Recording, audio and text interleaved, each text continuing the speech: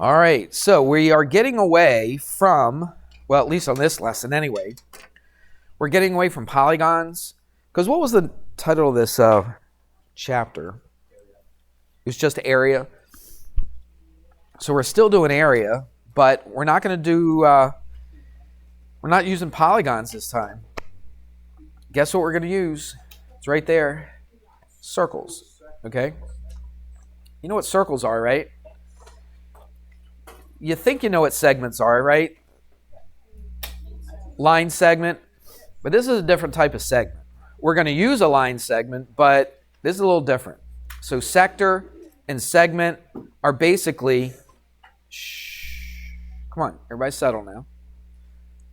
So sectors and segments are basically parts of the circle.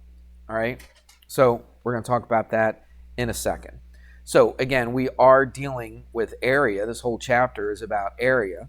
So let's find the area of a what? Circle. Okay? So the area of a circle. Anybody know? It's something that's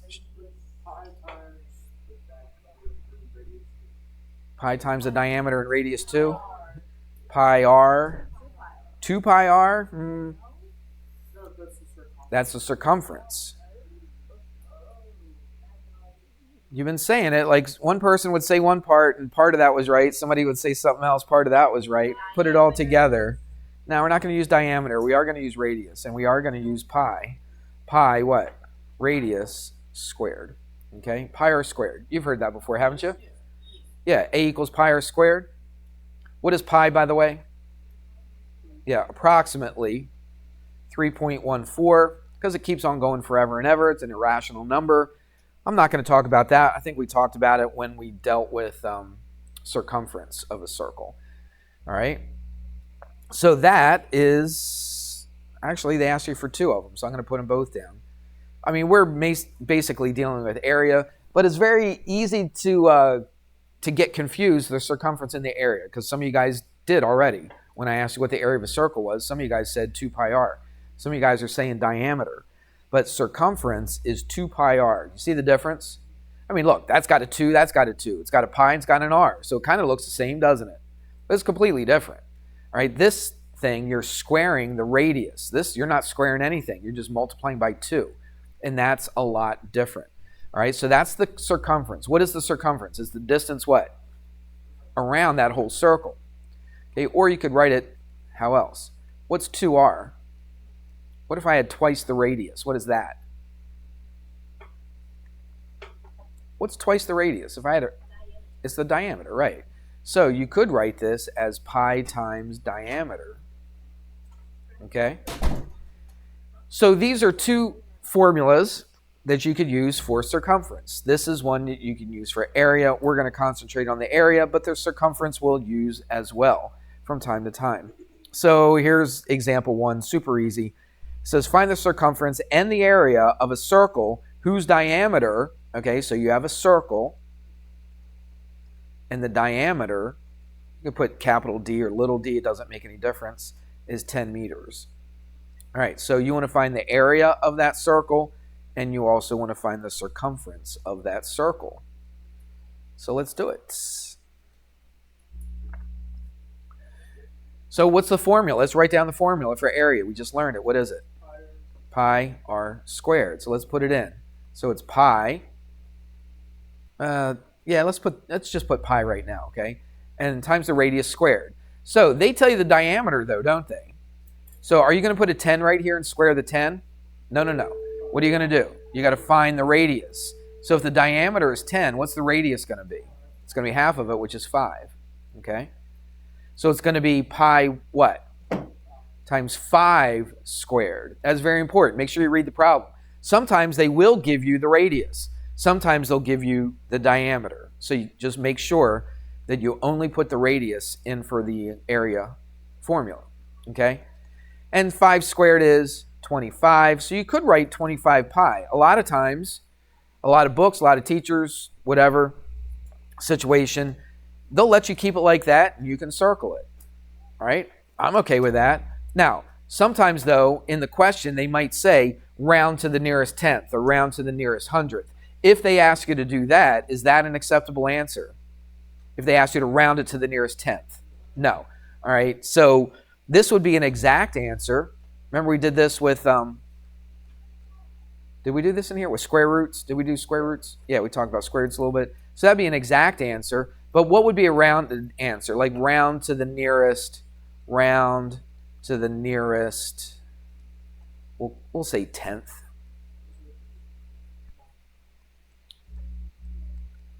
So how are you going to do that? You're going to go 25 times pi. Now watch. I don't know what the book does on this. Everybody listening to me? I got people with their heads down. I want you to look at me. When I ask you on a quiz or a test to do this stuff and you're going to use pi, I want you to use 3.14 and stop right there. Okay? You're not going to use the pi button on your calculator. Everybody listening? All right, so don't use the pi button on the calculator, because if you do, it'll take it out like 6, 7, 8 times. All right, decimal places. I don't want that. I only want to use 3.14. All right, that way, the reason is because I want to be consistent. All right, so whatever I write down for an answer for my answer key, I want you to have the same exact answer. If some people are using 3.14, some people are using 4 decimal places, 6 decimal places, 8 decimal places, everybody's going to get a slightly different answer. All right, so I want us to get the same answer. So it's just a matter of consistency. All right, everybody understand that? So let me get my calculator out. So 25 times 3.14. Now that comes out, it's already rounded. That's nice. Well, I shouldn't put equals. Technically, what should I put? Not equals. What do I say? Squiggly line, but what do I say it means? No, that's not congruent. What's that? About, approximately. That's a better math word to use, okay? Approximately, you can say about, it means the same thing. But approximately, actually this, 78.5. And that's in meters, right? Because I said it was 10 meters. So what is this? It's area, so it's meters what? Squared. Okay, so that's your answer right there. If everybody uses 3.14, that should be good. I'm curious. 25 times pi. Let me put pi. Where is my pi button? Here it is. Equals. It still would come out to the same thing, 78.53. If you just take it 2 decimal places, 78.53. But if I round this to the nearest tenth, what does that 3 do to the 5? Doesn't do anything, does it? So it's still 78.5. So even if you did use a calculator and you use the button, so mine comes out, how many places? 1, 2, 3, 4, 5, 6, 7, 8. Yep, 8 decimal places, my calculator takes it out. But round to the nearest tenth, this is the 10th place, the first decimal place, and there you go. All right, let's do this. Wasting too much time, we've got more important things to do. So circumference is what? You could write it 2 ways. You could write 2 pi r, because you know what the r is, it's 5, or you could write what? Pi times diameter, since they give you the diameter. All right, so it's pi times d 10 pi, all right? And then it's just 10 times 3.14. You could do that in your head, couldn't you? Yeah, you don't need a calculator for that. Just move that to the right one place, and so what's that? 31.4. Technically, I'm not going to mark off for that, but technically you should put a little squiggle equal sign because it's what? Approximately.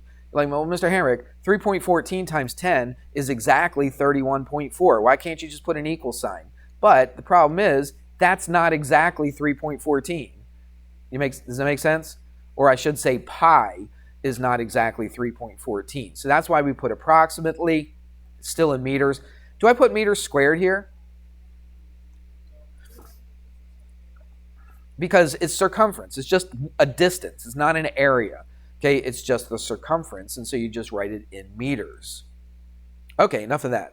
Let's go to something a little more important. At least I think it's more important. Remember we talked about the central angle? Was it yesterday? Yep, talked about it. and I said a central angle is here. Where else did I say you're going to see a central angle? In a what? Come on, I just drew it. What is it? A square? That's a square? I'm trying to make this easy for you. Okay, I just drew the thing right for you, and I said, where else are we going to use it? Where else? In a circle. Yeah, a square. A squared circle. All right. So let's do this. What would I call that little line segment right there? Come on, we've talked about this before. You should know it. Talk to me. That's a radius. Okay, that's the radius of the circle. Radius. Okay? What if I drew another one? Let's say about right there. You can draw it anywhere on the circle itself. This is also radius. What's true about the lengths of both of these radii? They're equal to each other. Okay, so I could draw a radius. Where do I draw the radius from? The center of the circle. And I draw it to any point on that circle. All right, see that's on the circle right there. That's on the circle. That's a radius. Guess what I created then? I created this angle. But it's not just any old angle. What kind of angle is it? It's called a central angle. All right, so this is the central angle. Very similar to what we did yesterday with the polygons, right? With a regular hexagon, regular octagon, and so forth. All right, that's pretty important. Here's something, I don't know if I've ever talked about this before. Maybe you've never seen this. This might be the first time that you've ever seen this. Nobody looks very interested. You should look interested, okay? Because this is something that you're going to use every class after this, okay? And you probably, I don't know, maybe you have, maybe you haven't, but you may not have ever seen this before. You ever see that? What is that? Looks like an A? Kind of looks like a zero. Looks like an Orioles O, doesn't it? You know, with a little swoosh through it. A what? An egg. Oh, you said egg? Okay. But it's not. It's a Greek letter of the alphabet, okay? A lot of times it looks like this. Some people might do like that. I don't really see that very often. It could mean another letter in the Greek alphabet. But this is how we usually draw it. And the name of this, it's got a name, and it's called theta. And we spell it like this, Theta. So am I right? Is that the first time you ever heard of that or seen it? Okay. It's a Greek letter of the alphabet, all right? So this is a Greek letter. Just like we have A, B, C, D, E, F, G, this is one of the letters of the Greek alphabet. They use this to write words, okay, and to read and all that kind of stuff, all right? But we use this in math. This is at least the first one that we usually use to mean an unknown angle, all right? So we use it a lot. I could have used anything. I could have just called this angle A if I wanted to, no big deal, okay? I could have used any English letter that I wanted to. But it's very, very common in math to designate an angle that we don't know as theta, right? There's other things you could call it. Alpha, you've heard of alpha before, right? That's a Greek letter of the alphabet. Beta, you've heard of gamma, you've heard of lambda, you've heard of all kinds of crazy things, okay? Yeah, sorority letters, but they're not sorority letters. They just use them. They just use Greek letters to represent their sororities or fraternities and things like that. But we use theta, that's a theta, we use that to represent an unknown angle, all right? Now, let's talk some more. I'll just leave that there. Won't mess it. No, it could be used for any unknown angle, all right? And again, it's not the only thing that you can use for an unknown angle. There's a whole bunch of things that you could use. You could use just a regular letter, English letter, if you wanted to. But this is just very, very common. If they have an unknown angle, a lot of times they use the letter theta, all right? So after a while, you get really used to it. But at first, you're like, that's weird. Would you agree? Yeah, seems kind of weird. Let me click that, copy. All right. Let's do something else.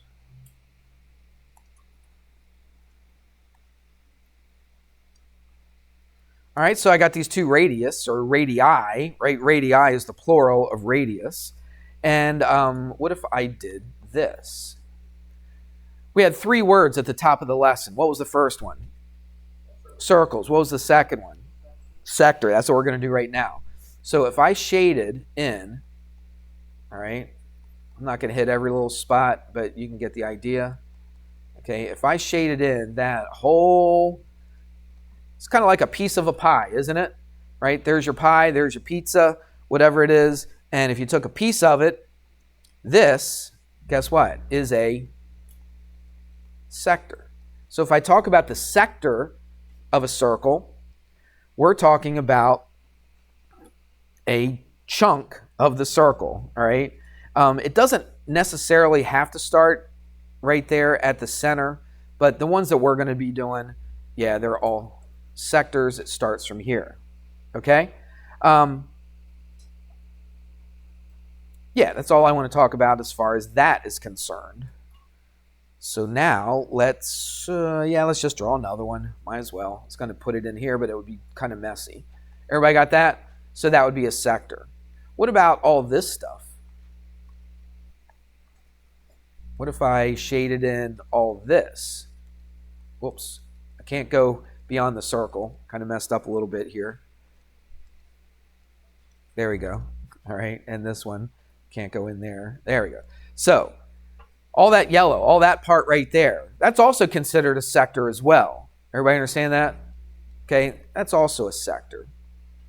They have a fancy definition for it. It says the region that is bounded by 2 radii and the intercepted arc. Okay, what do they mean by the intercepted arc? If I have my radius go from there and then it goes to here, do you see that thick yellow one that I just drew right there? Okay, let's make a different color because I got that shaded in stuff in yellow. We'll just go red again. See that thick red one right there? Okay, that's called an arc. All right, so the sector is the stuff inside of there. Okay, and this thing right here is called an arc. We're going to be dealing with that quite a bit as well. Maybe next chapter. This is kind of introduction to circles, just with area. We're going to be doing a lot of stuff with arc later on. Okay, and then we got one more thing. Just copy that. What was the other one called? The third one? What was that third thing? A what? Segment, yeah. Remember I said it's not exactly the segment that we talked about before, but it kind of is. Watch. If I went from here to here, okay? Now, that would be a segment. It'd be a line segment, wouldn't it? But here is what they are considering the segment. See that bit right there? That's considered to be a segment. It's not a sector.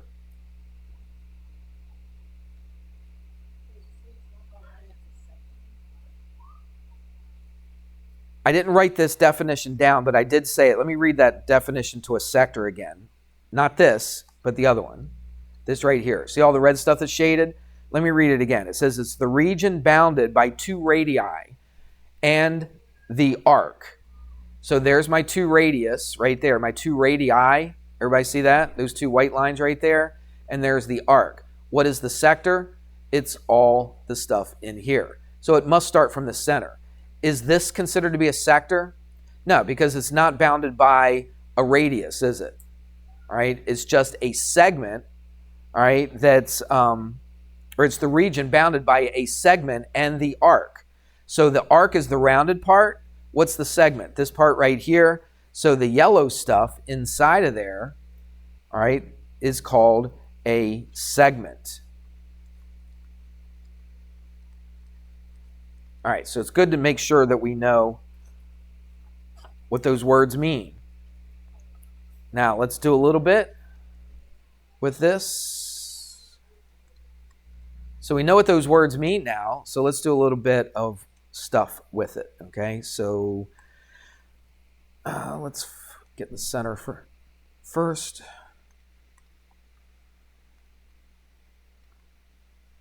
All right, so there's the center. And I'm going to draw some stuff. Let's draw this. Let's draw this. This is not really to scale or anything, but it's good enough.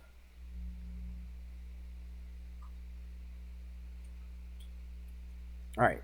What if I said, again, it's not necessarily drawn to scale, okay? So if it looks off a little bit, that's fine. I'm just putting the numbers in here, though. So let's say that that's this little sector, right? You understand what the 5% is? It's this chunk right there, okay? It's that piece of the pie. That's the sector. So that's 5%. This is 45%. This is 30%. And this is 20%. Again, it may not be to scale, but that's okay. Again, where's the 45?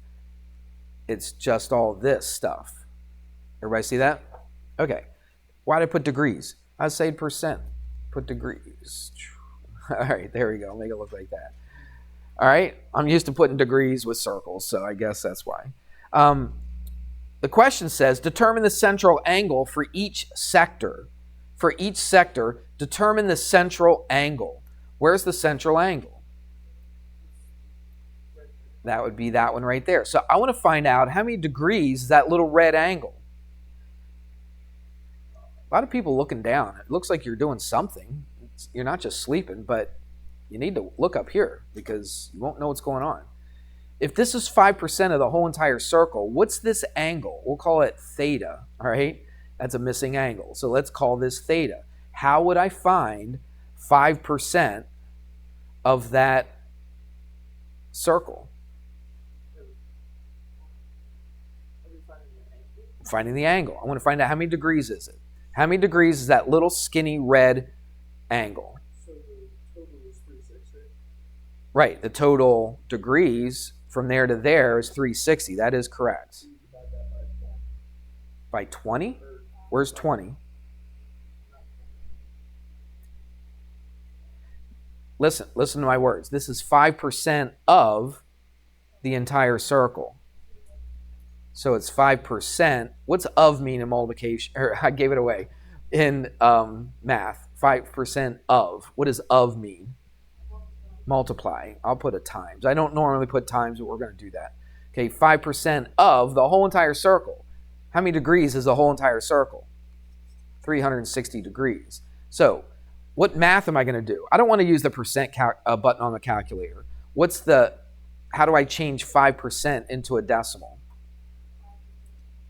Can't hear you. 5 over 100, okay. But let's make it a decimal instead of a fraction. Instead of 5 over 100, and that would be correct. It would be 5 over 100, but let's make it into a decimal. We move it, here's the decimal. How many places do I move it? 2 places, that's right. So I move it once, move it twice. What do I fill in here? A 0, put the decimal right there. So what do we get? It's 0.05 of what? 360. So you can throw that into a calculator and you get 18. Or 18 what? Degrees, because this is 360 degrees. You with me on that? All right, let's do the rest a little bit easier. So this angle, this right here, would be 18 degrees. Got it? Now this one right here, without doing the percentage thing, I bet you could find it. If this is 18, what is this angle right there? Times 9? Is that what you said? Where'd you get the 9 from? What's an easy way geometrically, without doing the percentages? How do I find this big old missing angle right there? Let's change colors just so I can refer to it as the yellow angle. How do I find the yellow angle? Look, this is a straight line from here to here. What is it? 50? Forget the percentages. Listen to me. Forget the percentages. Just look at the angle. If this is 18 degrees, how do I find this? 180 minus 18. You got it. So you could go 180 minus 18. And what's that? 162? What I said worked. I don't know where you're getting the 9 from. So it's 5 times 9 equals 45. No. Watch. now, see, I just looked at this. I didn't even write that down on my paper. I was just trying to get you guys to think. All right, look, because that's 5%, that's 45%, that's 50%. Would you agree? So it's half the whole thing. And so that means that's a straight line then. All right, so that's 180 minus 18 is 162. But let's go back and do it the percentage way. Instead of 0.05, what's it going to be now? 0.45. So 0.45 times what? 360. So it's 45% of the whole entire circle. And you put that in your calculator and you're going to get 162. How about that? And you will. Okay, put it into your calculator. That's what you'll get. Let's do the rest. What about the 20? What do I write as my percentage? 0.20 or just 0.2 times 360. And that'll be 72 degrees. All right. Let's do the last one. 30%. How would I write that? 0.30 times, it's 30% of the whole circle, right?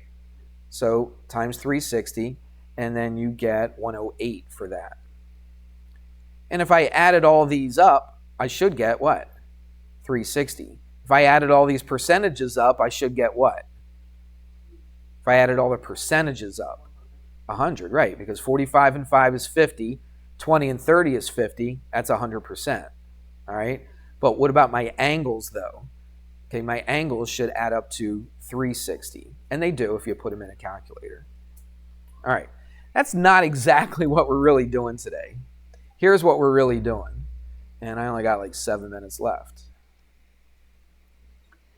Let's do this.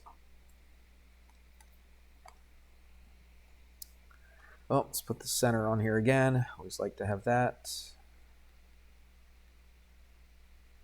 All right, and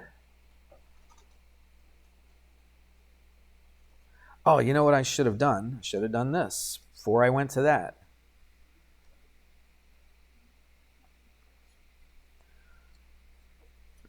Let me ask you this, okay? Let's do this whole half of a circle, all right? What if I shaded in half of that circle? How would you find the area of that? Let's give a formula. So what's the area of a whole entire circle? Pi r squared. Okay, that's a whole circle.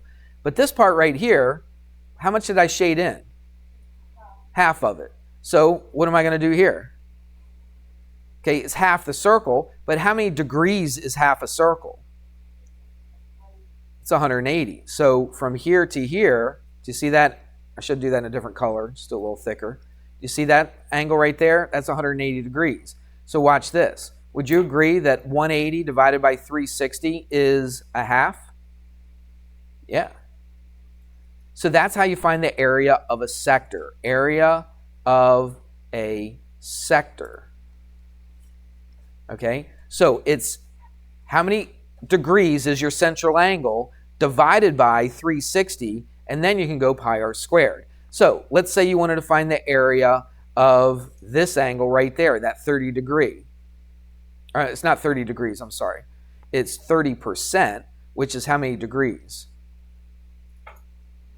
108, okay? So this would be 108 degrees. What if I asked you to find the area of this sector? So what if I asked you to find the area of that part right there? What would you do? You go 108 divided by what? 360, and then you could go pi r squared. Does that make sense? All right, so you take your central angle, divide it by 360. That tells you what part of the circle that you're finding, right? Whatever 108 divided by 360 is, and then pi, then r squared. That's how you find the area of a sector. So let's write it down. Area equals, we're going to use theta for our central angle over 360, and then pi r squared. So jot that down. Make sure that's written somewhere. Even put it in a box. Okay? You got that in mind? So now, let's do this problem. All that led us up to this one problem. And this will be the last problem that we do. Okay? Got this. Oh, got one more. From there to there. And let's see what they give you. I kind of wrote this a little bit sloppy. 84, it looks like. Yep. Okay, so they tell you that this angle is 84 degrees. You with me? And what you want to do is you want to find the sector, all right? Let's do this. Let's put some letters in here. It'd be better. So you want to find the area, area of sector. And this is how we just write sector. You just put the word sector, okay? Nothing's special about it. So find the area of sector PQR. Now, does that mean the triangle PQR? No, it means this. Watch. You with me on this? All right. Okay, that's what you're trying to find the area of. Okay, of sector PQR. Oh, they tell you one more thing too. I was going to say. They tell you the radius is 3. Okay? So can you find this? Can you find that right there? Well, how do you find the area of a sector? It's right on top. Area of a sector is what? Theta divided by 360, or the central angle. What is the central angle to that sector? 84, right. It's kind of covered up a little bit, but that was the 84. So what do we do here? You got it. 84 divided by 360, what? Pi. What number are we using for pi? 3.14. And then r, what's the radius of this circle? It's 3. And then you square it. Now, you got to use your calculator, okay? This is definitely something you don't want to do in your head or by hand on paper. So you throw all that stuff into your calculator. When you hear somebody say just use your calculator, you're probably thinking, oh, it's easy, just boom, boom, boom. But sometimes these get a little tricky because you got to do this division, right? You got to do this and square it. So sometimes it can be a little messy. So do this in your calculator and you'll come up with approximately 6.6. It's in centimeters and its area, so it's squared. All right, let me finish this real quick, okay? Because I only got like a minute left.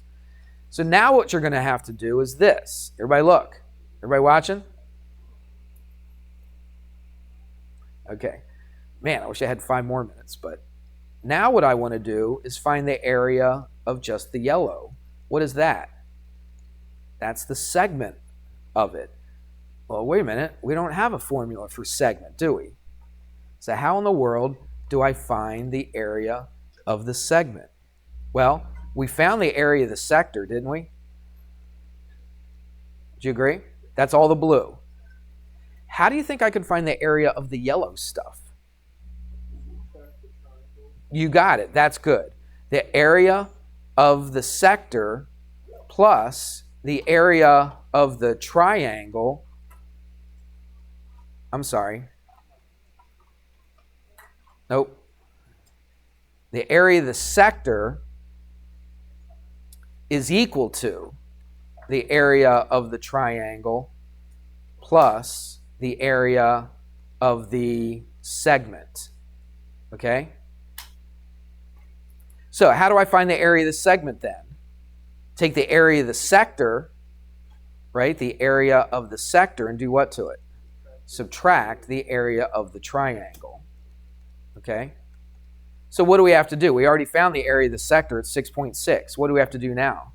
Find the area of the triangle. So how do I do that? Good question. Everybody look. Well, let me see. Yep. What we're going to do, hang on just for a second. Watch. How do you find the area of a triangle? Base times height divided by 2, correct? So here's what you're going to do. Run out of time, but it's in the book. But what I want you to do is be able to find the height. All right? So how do we do that? Well, I know, let's see. They tell you the whole PR, They tell you PR is equal to 4. If they tell you PR is equal to 4, what is it from here to here? 2. That's 2. So what can you do to find the height? H squared plus 2 squared equals 3 squared. And once you do that, you get h equals the square root of 5. So how do you find the area of the triangle? Base times height. So what's the base of the whole triangle? The whole triangle is 4, okay, times the height of the triangle. We just found it, square root of 5 over what? 2. That's 2 square root of 5. You take the sector, 6.6, minus whatever 2 square root of 5 is, stick it in a calculator, and you get approximately 2.1. It's in centimeters, so it's centimeters squared. I know I went through that super quick, but you can always go back and look at it, okay? In your homework, there's a part A and part B on this. This is 1 through 10 and 13 to 18.